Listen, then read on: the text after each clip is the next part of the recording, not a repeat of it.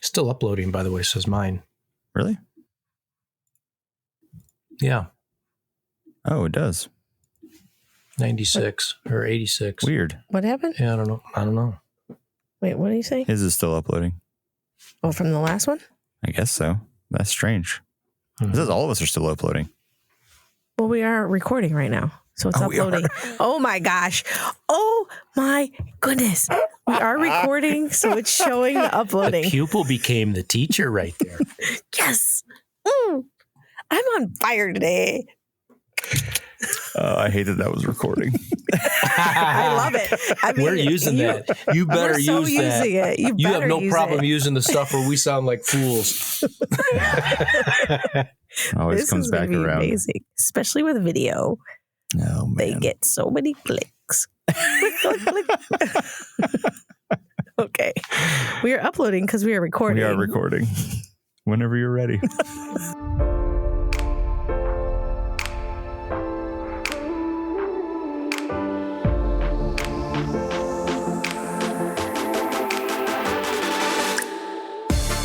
Hey, Loren. Hey, Kelsey. I said I'd be excited for this one. All right. Are we excited? We're ready for another episode of Campus Confidential. Ready. I mean, I think today's guest, you have kind of a little bit of a history with her. So why don't you tell the listeners who we had on? Yeah, so I have known Lora Strigens for a number of years, not only because Workshop Architects is a firm that Marquette has used for a number of projects, but also just because in the planning world, at SCUP and some other associations, I've come to know Lora as a really generous and effective leader in the planning industry. She is in her 11th year as Vice President for Planning and Facilities Management at Marquette, where she oversees campus planning and capital projects and facility services, parking. That's fun. Environmental Always health fun in the city too, right?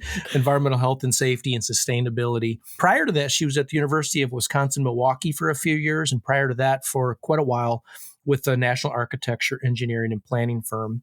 She is, as you'll hear her say, a licensed architect, a certified planner. Got her bachelor's degree at the University of Minnesota in Architecture and Urban Studies, and her master's of Architecture and Urban Planning at UW-Milwaukee. I think it's notable, though, too, that beyond working at Marquette, she has developed quite a reputation as a city leader.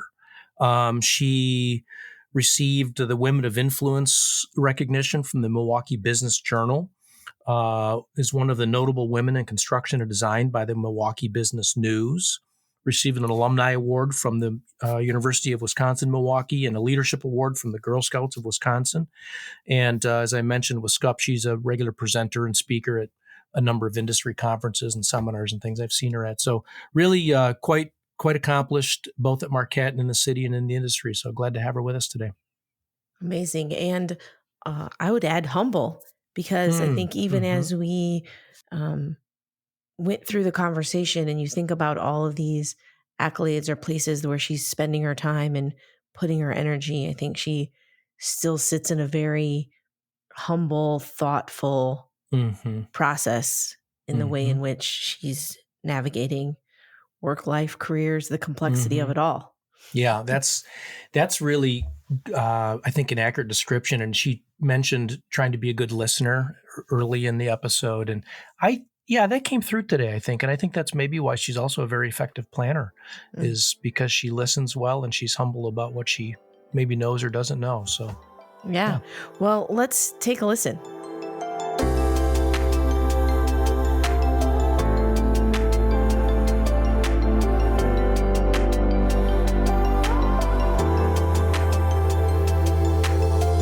Well, here we are.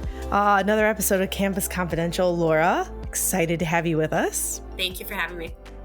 Yeah, so we are in the middle of a season where we're talking about different chapters in people's lives and where they're at, the experience they've had, lessons they've learned, and thinking a little bit about you and your background. The question that Loren and I've sat with and really think would be interesting to start with is, you started on the corporate side and came to the campus side. And I think we like to call it campus adjacent. So you were working with higher ed, but you were in a corporate setting and moved over to the higher education role. Can you talk to us about that process, that moment in time of your life of why you made that decision, what was happening, all those pieces? I think if I'm being really honest about it, my whole life kind of prepped me to do something like this. I've always been someone who just is pretty infinitely curious, and I love learning. Like, even when I was in school, I finished my undergrad. I went for 2 master's degrees. I kind of knew in the back of my mind, I always wanted to continue learning. And my mom would ask me, like, when are you ever going to be done with school? And I would say never, because there's a million things I would love to learn about. And so I think that being on the consulting side, working with higher ed clients, and I worked with other cultural and healthcare clients and corporate clients as well, but particularly on the higher ed side, I was just really curious about how leaders made decisions and sort of the inner workings of the institutions and organizations that I had the opportunity to work with. And I wanted to learn more about that. And I think one of the gifts of being an architect is when you work on projects, you get to become a little bit of an expert in whatever project type it is that you're working on or what you're designing. And this was one that just really got a hold of me. And so it was a question that was nagging in my brain, and I couldn't kind of put it away without exploring it further. And so that led me to look for an opportunity to make the foray into higher ed and to go on the inside of an institution. And it's just been it was everything I had hoped for and more in terms of being able to have that kind of learning opportunity. Oh, so many ways to learn working on a campus. Never ends. So no, it does not end. So what was there a moment in time where you were like, "Ooh, I wasn't expecting X," like something happened and you were like, "Ooh, I didn't realize it would be like this." Or was it always just like, "Huh"? No, it definitely was not like, huh. I think that I had experience working with institutions and their governing boards, like their board of trustees or their board of governors or whatever the governance structure would be. I think I was probably not entirely prepared for some of the political aspects of navigating a leadership role in higher ed. That was one piece of it. And so that was a big learning experience and is a continuous learning process for me. The second is I had never led a team the size of the team that I took on when I came to Marquette. I lead all of our facilities planning and management operations, as well as environmental health and safety and some other things. And I just had never had a team that large before. I'd certainly worked with a lot of teams and complex teams, but never had the charge of so many varied positions and roles underneath my leadership. And so that was a whole new journey for me as well that took some time to grow into and fully appreciate the complexity of leading that large of a team. You mentioned politics, and of course, politics in society is a wholly different animal and incredibly divisive right now. I'm wondering if you have a perspective then. So you weren't expecting that. How do you think about politics on the campus today? And imagine somebody who's new now saying, boy, I just don't get the politics, or I don't like the politics. Do you have a perspective on politics and your role in it and how to help others think about navigating it today? I really go back to what our purpose is as higher ed institutions. And I think we are trying to help students grow into adults who can think critically and act with purpose and act with intention. And so for me, it's hard to politicize that because I think we're always just trying to expand people's worldview and help them understand the contribution that they can make in the world. And so I always I try to enter most of my conversations with an appreciation for that our point of entry together is how we can help our students. And so if we focus on that, sometimes that can take away some of the noise around the politics of decision making or the things we're trying to do. Is if we really focus on how we're caring for our students and how we're preparing them for the lives they're going to lead after they leave an institution. But certainly it's a challenging time. I mean, you layer in everything going on in the world alongside all the challenges higher ed institutions are facing and the difficult decisions we're having to make. And it is a lot to hold all at once. You know, it took me a few years, like you maybe, early in my career to come to a belief that I didn't like politics, and then to figure out or feel like, okay, politics is simply a means to getting things done. And there's a good way and a bad way. And I think what I hear you saying, please don't let me put words in your mouth, is you try to find a common point of agreement to at least mitigate some of the bad parts of the politics. I think that's right. I think the other piece of it is, particularly in the seat I sit in at our institution, I'm very fortunate that I get exposed to pretty much every facet of our institutional operations and our academic enterprise, our student experience, all of those things. And so I really try to help act as like a bit of a navigator or a translator, to bring different groups together and try to see through individual objectives to try to find common purpose and bring that together. And I think if I can be helpful to our campus stakeholders in that regard, I'm doing something good to help navigate those politics. Because you're right, Loren, it's a reality. I mean, we have to figure out how to get things done, whether that's internal or external influences that are on us. We have to figure out how to move forward. And so to the extent I can help kind of cultivate those experiences and intersections between people, that's, I think, how I can be helpful in navigating that. Was that something that came naturally to you? Were there lessons that you learned or strategies that you implemented or tested out along the way that worked and didn't work? Or people that helped you figure that out? I think some of it came naturally to me. I think as with my background in planning and design, being in a creative field, a lot of that is centered around figuring out how to bring different stakeholders together, how to set vision and goals and actually move towards realizing a tangible thing. And so that's kind of part of my professional DNA and what I was familiar with. I think I had to flex that a little bit and learn how to use it differently, because not everything I work on in higher ed or not everything we're trying to solve ends up as a tangible thing you can open up the doors and go inside, right? We're oftentimes trying to solve other problems. So I had to think about other ways to engage people and other ways to help people feel a sense of accomplishment or achievement when there isn't something you can necessarily hold on to at the end of the day and say, we did that. So that's been a growing process. And also, I think just appreciating that what works in terms of engagement and progress and getting to outcomes for one group it's not what's going to work for everybody or in every circumstance. You know, Kelsey asked you a little bit about the transition you made from the corporate world industry to higher ed. And I know this is your second university. I'm wondering if you can talk a little bit about how you introduced yourself to an academic community. You know, people who start new jobs, I have felt this way. Let me not make this, but everybody, when I have started a new job, I have been very aware that I'm the new person and I've got to prove myself and, establish credibility and trustworthiness and all this. And I would imagine coming from outside of higher ed, that maybe was especially true for you. And I wonder if you have any insights or lessons for people that are just changing jobs or universities or maybe industries about how you enter into that kind of space and establish all the relationships that you need to be effective, and what worked for you.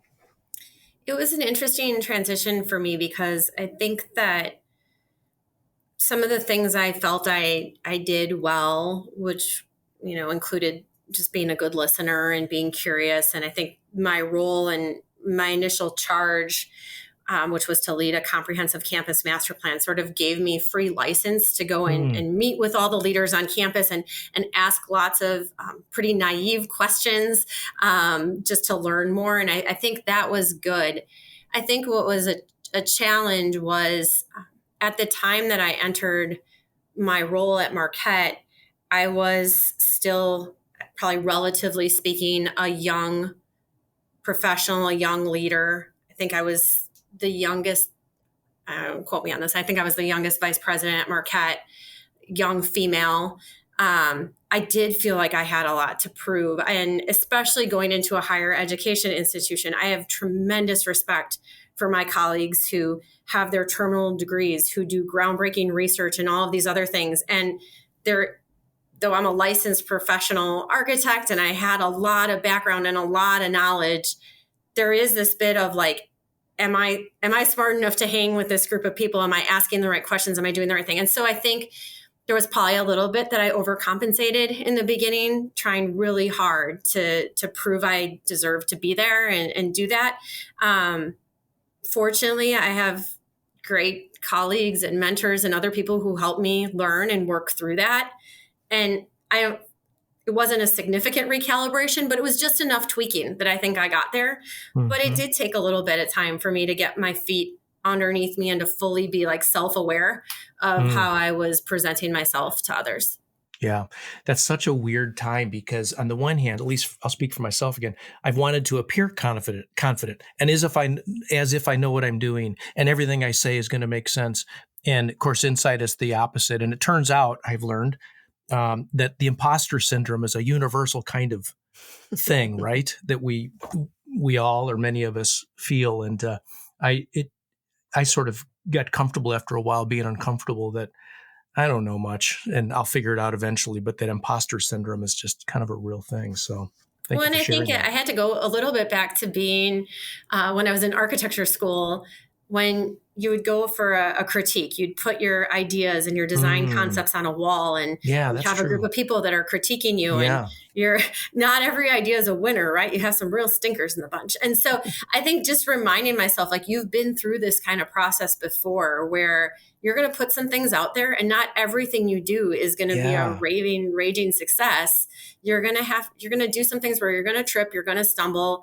And I think the next step that you take is the important one. How do you pivot? How do you recover? How do you grow from it? And so a little bit of, I think, forgiveness and acceptance that it doesn't always have to be perfect. And just reminding myself of, you were okay with that when you were in school. You need to be okay with that as a professional too. Mm-hmm. So I want to take that kind of to the large teams, right? The complexity of your organization and the teams that you work with. So how do you think about meeting them where they're at, leading a team of that size? I mean, I'm assuming it's thousands of people that fall underneath your organization, at least hundreds, maybe not thousands, but hundreds. Yeah, but hundreds, right? And so how do you kind of take the vision and the vision and mission for what you all are working on and make sure that's kind of happening throughout the organization when it's so large?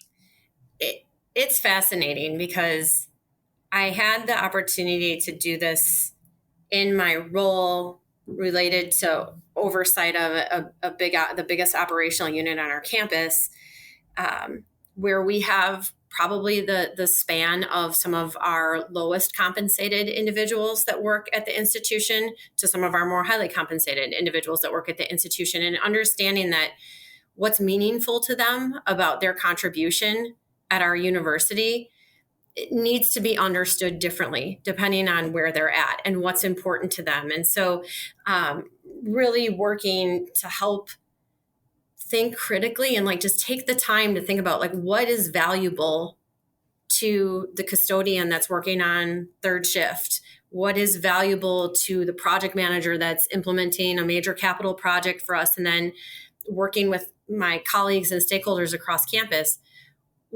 How does a dean define value, or how does another vice president define value? And I think that, you really just have to spend that time getting to know people. One of the things that I think is the biggest privilege of being on a campus, and something that probably not enough leaders take advantage of, is you get to be on a campus. So you need to walk around and talk to people and spend time in buildings that aren't the administration building and engage with people. And that's the only way you're going to know what's important and how to manage the full spectrum and range of people. Now I'm in a role where I'm also co-leading our strategic planning efforts at our institution. And so the audience is much broader. It's the entire campus community. And so I'm grateful that I had the opportunity to sort of learn and grow in that within what I directly oversee, so that now when I'm out and about engaging with our campus community, I feel better equipped to have those conversations and just a lot more comfortable with the casual conversation about how you're feeling about the institution. What are the things you value? What's important to you as we move forward? What are some of the themes you're hearing in those questions? Can you share? This is that's very interesting to me. My whole kind of everything as I was thinking about this is sort of my theme for this year has been both can be true. And I think it's very true, the conversations I'm having right now. You talk to people on campus and there's fear and uncertainty around certain things, whether it's things that are in our external environment or things that are in our internal environment, some in our control, some beyond a bit our control. There's also really great hope and optimism around great things that are happening, great student outcomes we have, or as we were talking earlier, an athletic team performs well or something else goes well. And I think sometimes there's this stress that people have around like, well, how can I be feeling happy about this when there's so much uncertainty over here? And that's where my both things can be true is coming into play a lot. You can be concerned or stressed or fearful about certain things. Well, you can also hold on to really good things and celebrate and focus energy and attention on those. Mm-hmm. What's great about that, I really love that, Loren. What's great about that is previous episodes I've talked about the book Good to Great in dealing with the brutal truths, but truths is important. But having some sense of optimism that you can overcome the things that are in the way, really it feels like the same thing. You have to deal with the reality. Otherwise, the leadership is ineffective because you're not addressing the things that are in the way. Mm-hmm. And if you have no hope, that's who's going to follow that person, right? So I really love the both things can be true. And this, boy, if there's ever been a time for that to be an important message, this is really anytime that's true. Yeah, well, and exactly. I think it's very difficult for leaders to be successful when they give a message out to a community and say, everything is great. Like, we're great. It's great. Nothing to see here. They sound out of touch. No one believes that. And know that's not people's lived experience. And if you're in a room and you're sharing that, you can feel the heaviness around it and the doubt creeps in. And then I actually think that spurs almost more skepticism and cynicism. Negativity. I think acknowledging the realities and saying it's okay to feel this while simultaneously holding these other things as well. Yes, I feel that hard. So talk to us a little bit about, so when you thought about preparing for this podcast, you said both things can be true. So what chapter are you in right now in life when you think about, I think you mentioned as we were preparing, you have family, maybe? I do. I have two boys. Yeah. Okay. Right. So we have a family, we have this big responsibility, this strategic planning. So how are you kind of managing all of this for yourself? Where are you at with those pieces? Oh, I think it's they're all interesting chapters, right? So as I was thinking about that question about chapters of your life, they're all interesting. I wouldn't trade any of them. Some have been easier than others, but I definitely feel like I'm at a bit of a transition point or a crossroads right now. I've been doing this similar type of work for a long time in my career. I'm an architect and a planner by trade. But as my career has grown, I've grown my role and responsibility outside of that scope. And, long gone are the days where I held a pencil and was designing, right? Sketching something out, right? Yeah. And I love what I do, but I think it's also led me to a point that I'm now I need to contemplate, what is the next thing I do with that? Am I content with what I've built my career around and kind of staying in the types of roles I've been in? Or am I at a point that I need to take that next leap? And you're right, Kelsey, all the things about where you are in your personal life, the age of your kids, all of those things factor into it, as well as, how much risk do you want to take? What is the perception of me professionally outside of how people have always known what they've known me to be? I also I'm in a point of transition, I believe, because I worked really, really closely with our former president, Marquette, and he passed away just under a year ago. And whenever there's a big leadership change or transition, I think that causes you to reflect on your career and reflect on what's important to you in your work. So that's where it is. Do you mind if I ask a follow-up about that period? For sure. I have known several colleagues who I lost my boss, my first higher ed job. He passed away in it too. And I remember going through this. I was pretty early in my career and pretty young, but I've known folks since who've been through that. And then there are other kinds of crises that exist. I mean, the pandemic being one of them we all led through, and in personal lives. I'm wondering if you have any reflections as you look back on what was most effective for you to stay balanced and to lead other people through crises of any type, whatever they may be, and they, in this case, being listeners, are leading through. What reflections might you offer to folks about how to do that with some forgiveness, to use the word used earlier, and some effectiveness for the people who count on you, and just reflections, if you would? I think with the loss of Dr. Lovell, he is someone that I met probably 15 or more years ago when he first came to Milwaukee. And so I really knew him through his time at UWM, and then was fortunate that once he came to Marquette, when the person that had been in the role I'm in announced his retirement, he thought of me and asked me if I would be interested in.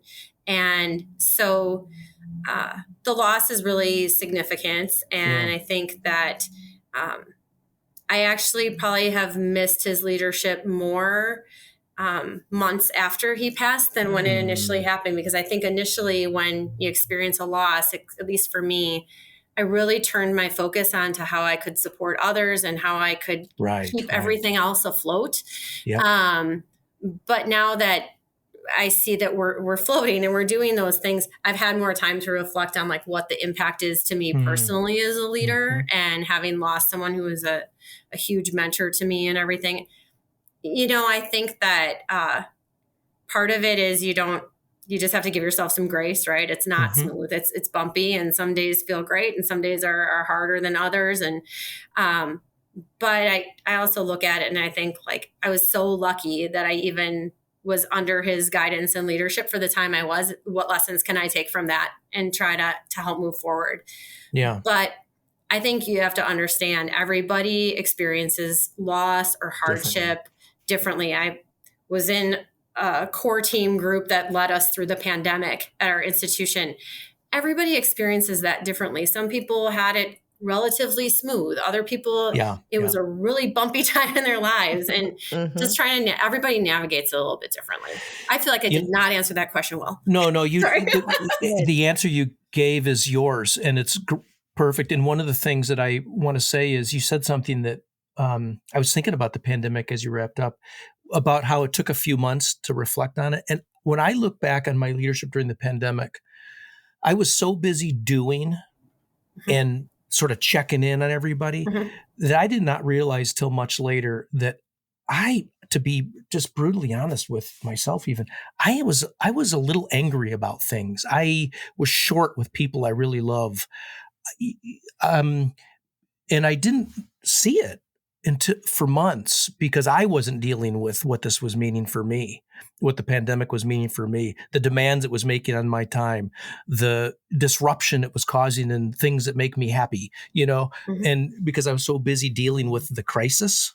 And I know these are not the same things, but I feel like one of the things I heard you say is give yourself a little time, give yourself a little forgiveness, be attuned maybe to how you're doing and whatever the crisis is. I hope I'm hearing you correctly, but yeah, I think that's right. I think, the other part that I'm lucky to be able to do is there's a number of things that I worked on very closely with Dr. Lovell that have come to fruition recently. One of them being our new Wellness and Recreation Center, and named for him. Right? The Wellbeing Center is named for him and his wife and their family for their contributions to mental health and well-being, not just at Marquette, but in the Milwaukee area. And, I feel compelled to just reinforce that vision as much as I can. He had a very clear vision for what he thought holistic wellness and well-being could look like for our students. And so one, I have this great reminder every day on campus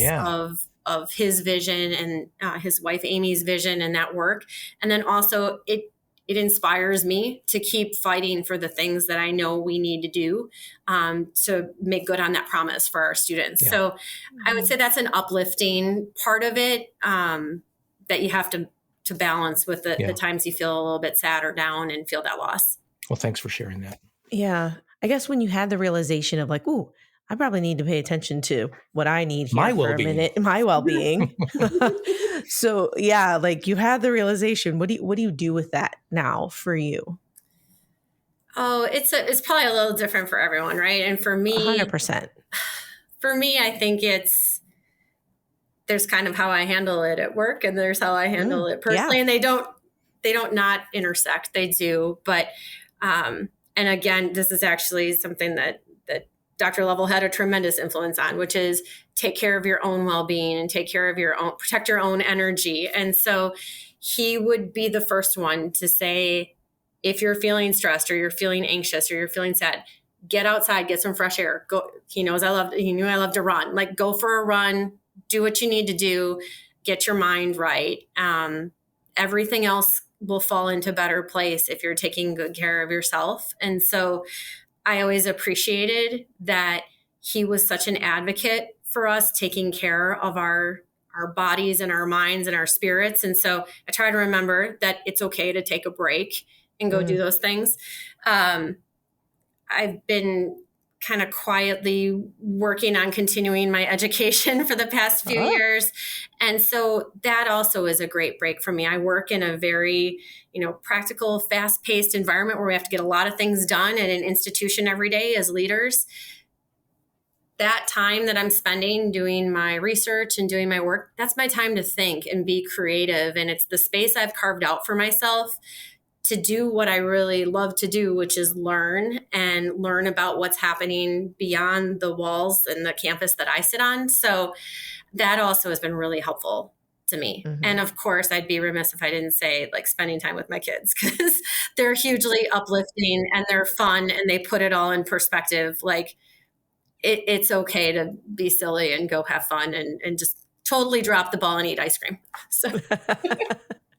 Yeah. And I find you pick up a lot, you're able to pick everything back up faster and better when you actually take a solid break. Mm-hmm. Or even if that solid break's only 15 minutes, like I just need to walk away for a minute. We have some great models of that here too. I'm fortunate to be at Marquette, and we have all sorts of retreat opportunities and growth opportunities, but I have a couple of colleagues who swear by silent retreats that they go on, and not necessarily religious or spirit, but silent retreat, take time away from everything. There's other people who like to be really engaged and go to something where they're around a lot of people doing something really social. And so I think it's also just fascinating to see how different people respond to pressure and respond to difficult situations, because some people say a silent retreat is the scariest thing you could possibly ever ask me to do. And other people, that's totally their cup of tea. Yeah. The point being, find the thing that works for you to, as you said, protect your energy and get your mind right, whatever it is. Right. So it's not going to be silent for me either. I mean, no comments. If you could be not talking, but it could be lots of noises. It's not. I wouldn't do well there. I'd be the disruptor. No, I'd blurt out in the middle of it. Hey, has anybody thought of Can we talk about this for a second? Yeah, I got an idea. You mentioned you're working on you're almost done with your doctorate. You like to think. You were referencing earlier decision-making and, of course, the conversations about leadership. I'm wondering if you have read any books as part of your doctoral work or just in general around leadership, organizational decision-making and strategy that you think that really stand out for you that would be great for our listeners to know about if they're looking for a good read. Well, I'm sure that a lot of what I've read, like what I might remember and recall on the spot, is more mainstream stuff. Good. I'm a big fan of the general message of Clear as Kind, which is a Brené Brown message. Mm-hmm. And I think, there's lots to be said about her work, but generally speaking, the idea that the most kind thing we can do for each other is be open and honest about our conversations and intentions and work we're doing. I think that really resonates with me. I listen to a lot of podcasts. I listen to Adam Grant a lot. I'm always looking for new types of podcasts. I also really love The Hidden Brain, which has nothing to do with higher ed, but it's just, I love deep dives into topics where you learn something that you didn't know about before. And I think that that's pretty interesting as well. I feel like right now, all I'm doing, Loren, is reading my own transcripts and coding them. I'm sure that's true. I remember this feeling really well. I haven't read a book in 5 years. What do you mean asking me about a book? So what is your research on? Tell us what this is. I am looking at doing 3 case studies of institutions who made a major investment, a capital investment, and how they used that opportunity as a catalyst for making other types of what they might define as transformative change. So that might be a change to their organizational structure, to processes, to offerings that they had, to partnerships, and whether or not institutions actually are leveraging major investments that they make to fully realize the potential for change. So it's a lot about organizational relationships, leadership, decision-making. I've been so fortunate to work with a number of different institutions in my research that have been really transparent and honest about the victories as well as the significant challenges in actually trying to make greater change than just building a new facility. We can create all sorts of things, but if the behaviors and the operations and the activities inside that building are the same as they were before, we really haven't maximized the opportunity. And when there's so much pressure and scrutiny around how institutions spend dollars, that's right. I really felt like this was a critical question to be asking ourselves. Like, are we really making everything we can of this moment? Or are we just building something and saying we hope that there will be change that follows? So, institutions have varying success. It's not easy to do those things. You really have to have a strong commitment and leadership around what you're trying to achieve beyond the building piece. That's right. But when it's successful, it can really change how an institution behaves and moves forward.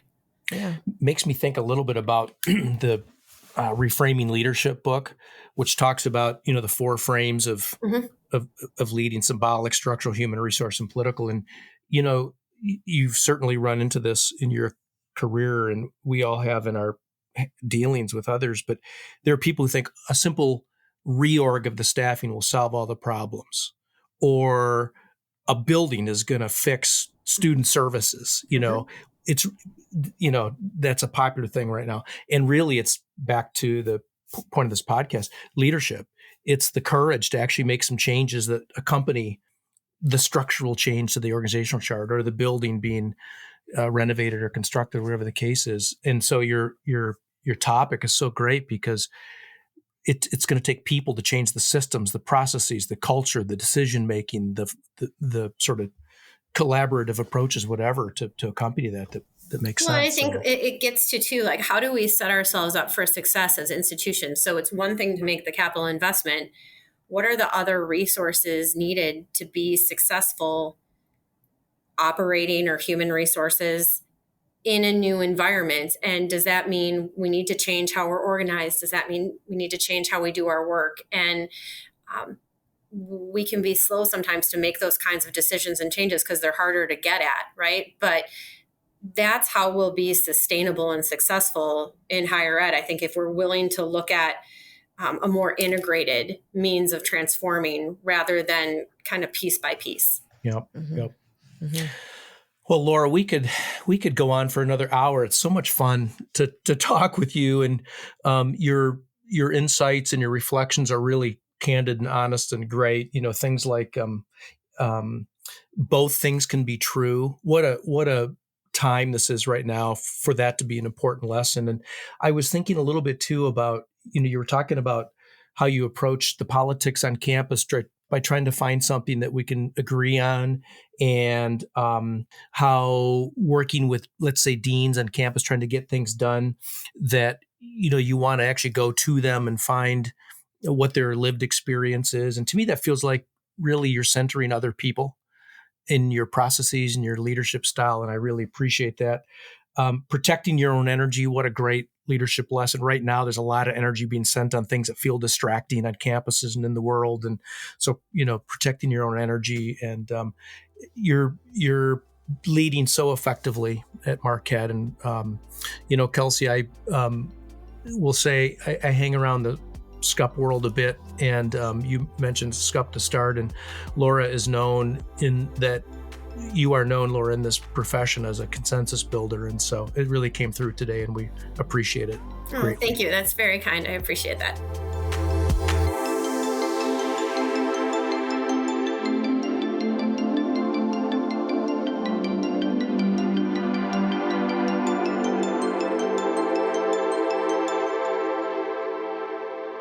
Loren, are you ready for some extra credit? Yes, I'm ready. We might be doing, we're excited. We might be doing double extra credit. Oh. And, I don't know. You said you wrote one down. I'm still looking. Okay. Oh, I did. Okay. It's okay. Yeah. Let's see. Maybe. Let's see. We'll see. Maybe. I'll decide. Okay. Keep everyone on their toes. You might get 2 questions. I think for me, the extra credit came up a little bit more serious one. I don't know if we do serious, but when you have needed to take care of yourself, when you've realized you needed to take care of yourself for whatever reason, what's the steps that you take once you have the realization? Wow, that's deep for an extra credit. I was like, maybe it's not. This isn't the brand. This is not the extra credit brand. Well, maybe first it's sort of giving into it, honestly. I'm not accepting really that you need help. Yeah, I'm not really good at it. And sometimes I move so fast in life that I don't notice it until it's maybe too late. Crisis. Yeah. So maybe giving into it is the first thing I need to do. And I think I tend to go find quiet space. I don't mean like I go on a retreat. I mean, I will spend time alone. That maybe sounds lonely. It's not. It's kind of how I get my head right. Yeah. Could be a walk. Could be a trip. Yeah. Could be just some time listening to music and sort of thinking through. I have a journal that I don't use religiously, but when I've really been trying to work through something that I can put some dimension to, I have often written notes in it so that I can do something with it. So I don't know. That's what comes to mind right away. How about you? Yeah, I appreciate the just accepting the fact that I might actually need some help or some space. So, step 1, self-realization, right? And I think very similar to you, I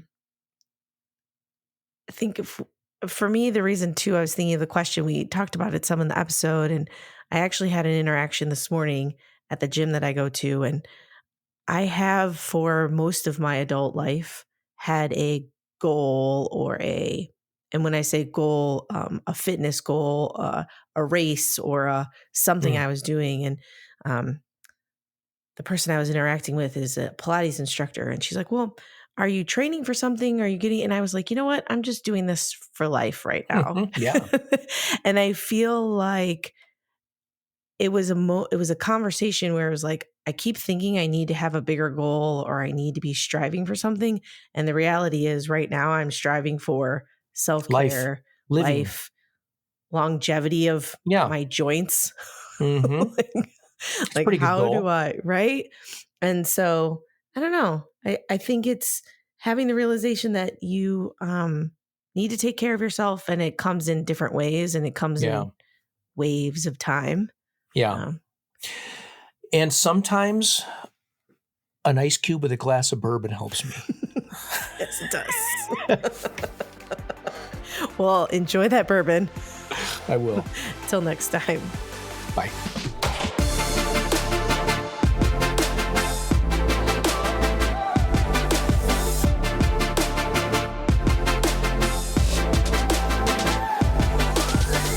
Campus Confidential is presented by Compass Group, produced by Corey Inscoe, with your hosts Kelsey, Harmon, Finn, and Loren and Rullman.